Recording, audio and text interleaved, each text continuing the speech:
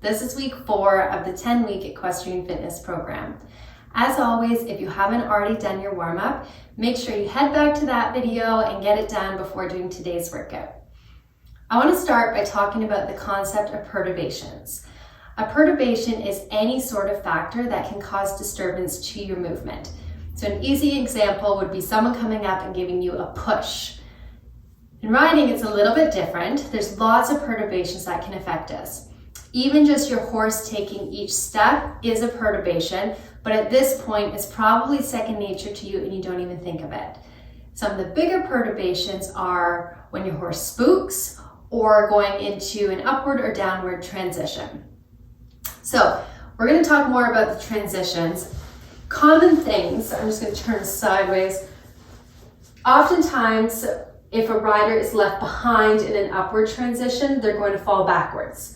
Same thing is going to happen when a rider is preparing for a downward transition incorrectly. So oftentimes they're going to lean back. What happens when we're in this position is a couple things, but oftentimes we pull through the reins and we're kind of bracing through them as if you're water skiing. We don't want to be holding onto the reins in our horse's mouth like that. So between that and our actual physical posture, that's going to create kind of a downwards and forwards force into the horse's spine. Those two things combined are likely going to cause your horse to bring their head up and hollow out through their back. So already we've lost our alignment that we want between ourselves and our horse, which is why it is so important to focus on everything that we're already focusing on. So focusing on your posture and your alignment, but then also your core strength. Your core strength and stability really ends up acting as kind of a brace for your whole body. It's going to provide you with some sort of rigidity in the saddle. When you look at some of the elite riders, they look so quiet and still in the saddle, and that's exactly what we want to reach. So a good exercise to do is getting into that regular starting position we do. Seat bones back, even weight distribution. You're going to sit up nice and tall. You're very familiar with this position by now. And then you're going to use a friend.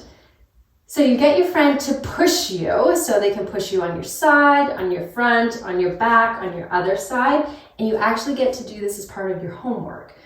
So a couple different ways to do it. First way is when you know that the push is coming. Your friend is on your side, they're telling you that they're going to push you and when they're going to push you, and you're bracing for it.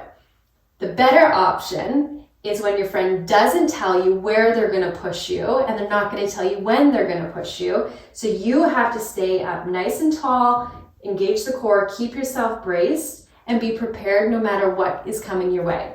And that's more realistic to what's going to happen when you're in the saddle. So this is a great exercise to do, and it's kind of fun because you just get to push your friends around. We're going to get into today's workout.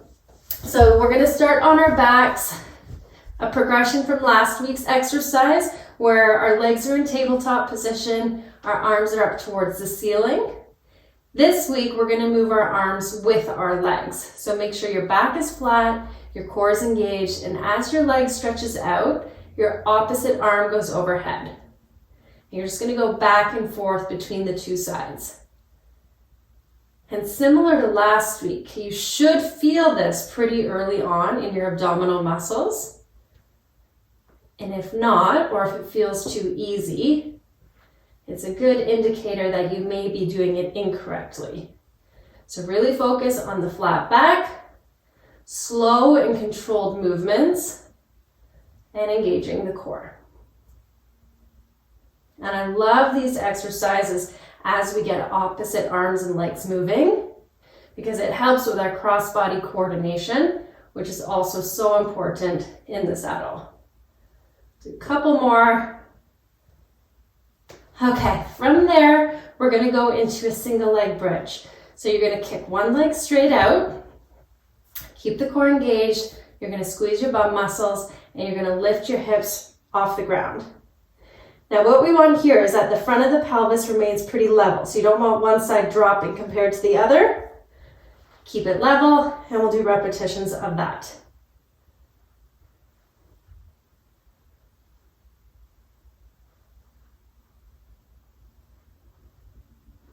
Two more. Good, we'll switch, and obviously this is helping to strengthen our glutes And we're focusing on isolating the stabilizers in one hip at a time now.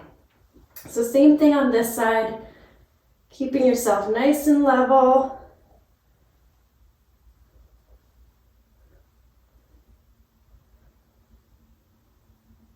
Two more. Awesome. Okay, from there, we're going to lie on our side. We'll start on our knees, and then I'll show you a progression to make this a little bit harder. Elbow is going to be underneath your shoulder. You can put your hand on your hip as long as your elbow is pointing up towards the ceiling. And then you're just going to lift your hips up off the floor. So we're getting into exercises that are recruiting a lot of muscles. With this one, we're specifically looking at the obliques and some of the glute muscles. So the other way you can do it is with your arms straight up towards the ceiling. The reason we do these two kind of arm positions is because we want to avoid the trunk rotating forwards or backwards during the movement. So I usually find that this way keeps me a little bit straighter. And we're just doing 10. So we'll do one more, and we'll flip to the other side. I'll show you the harder option going this way. So if it felt too easy doing that exercise from your knees, you can do the same thing from your feet. So elbow underneath your shoulder. I'll start with hands on my hips, and you lift up.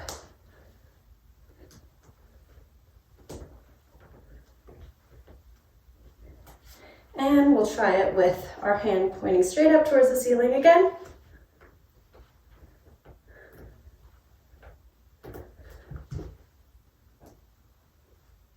Awesome. Okay, we're going to roll over onto our stomach. So, elbows are going to be underneath your shoulders. What you're going to do is really press through your full forearm to lift your chest and your back up off the ground. Then you're going to come all the way down and push up again. Now, similar to last week, you want to make sure that you keep your eyes looking down so that we keep our neck in a good alignment and we don't cause any strain. This is a great exercise to help with posture, and it's going to help prepare us for our plank, which we're going to add next week. Okay, from there we'll get onto hands and knees. So again, we're always going to find our flat back position in this posture. Hands are going to be underneath your shoulders, knees under your hips. You're going to press into the ground through your hands and your toes. And you're just going to lift your knees slightly off the ground. Just hold it for a pause, 3 seconds or so, and you're going to do repetitions. If you want to make it harder, you can just hold that pause a little bit longer.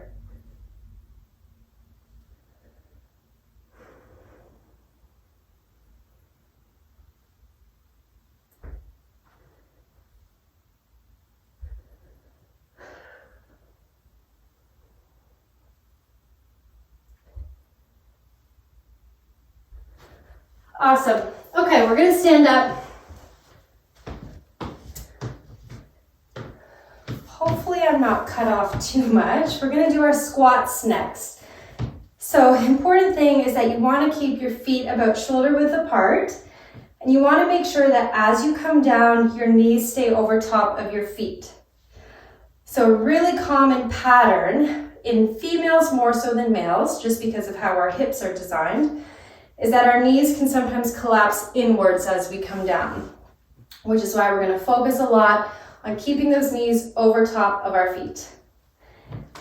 And with this, you can come down however low is comfortable for you. If you can just go a little bit to start, that's fine.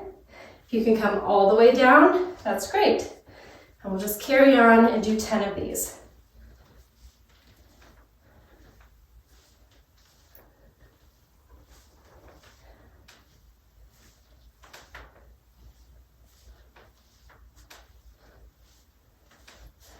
Awesome. Okay, next we need one of our bands. So you're gonna put the band underneath one of your feet, and then you're gonna hold it in your opposite hand. We'll get into a good active position, so a little bit of a knee bend, good upright posture, engage the core. You're gonna start with your hand on your opposite hip, stay in that good posture, and then bring your arm up and out in a diagonal line. You're trying to do this with as little rotation or movement through the spine as possible.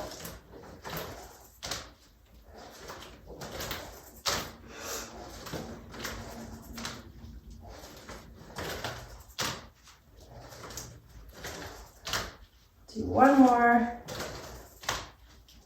and then we'll switch. And the band makes it easy because you can make it kind of as easy or as hard as you need to. If you want to make it harder, you just use a shorter band. So you bring your foot closer to the end. And obviously do the opposite if it's too hard to start. So shoulders back, good posture, up and out.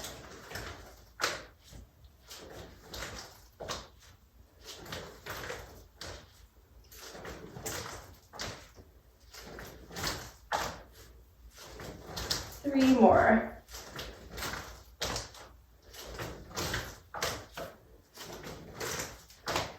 Good.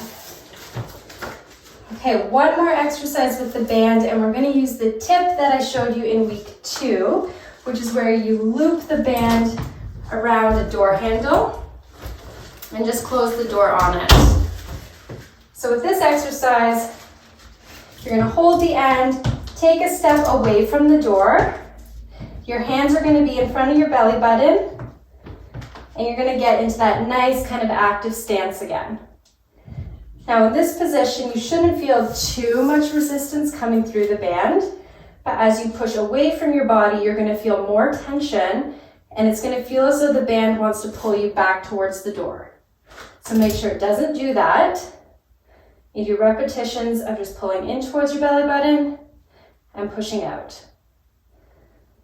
So this is an anti-rotation exercise, so it will be fantastic for anyone who tends to rotate a little bit in the saddle, or if your coach is constantly telling you to bring one shoulder back, this exercise will be good for you. We'll switch and do the other way. So it really helps with our core stabilizers, and including some of our oblique muscles, which we've been talking about lots lately. Kind of the slower and more controlled this exercise is, the better.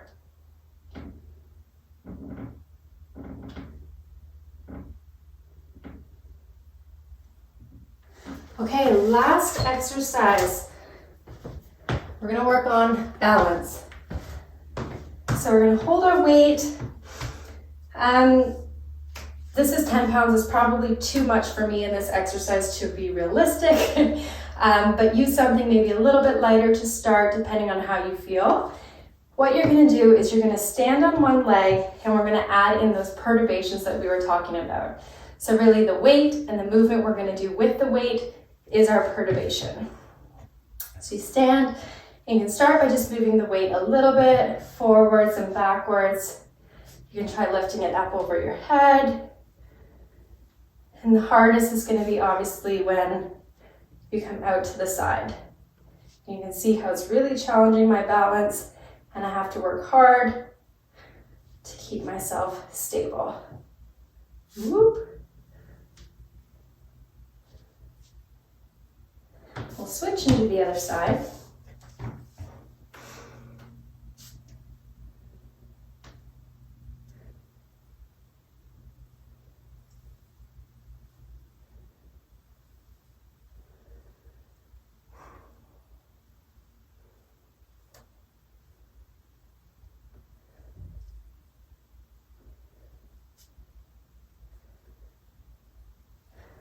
Okay.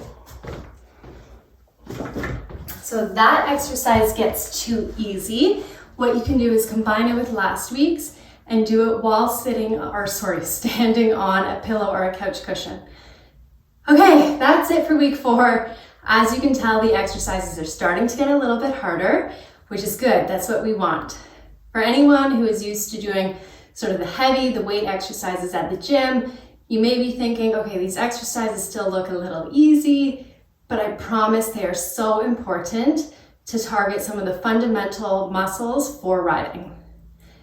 Okay, we'll leave it there. Go ahead and do your cool down stretches. Those are so important to keep up with. Do this workout 3 times this week, and then I'll see you next week for week 5.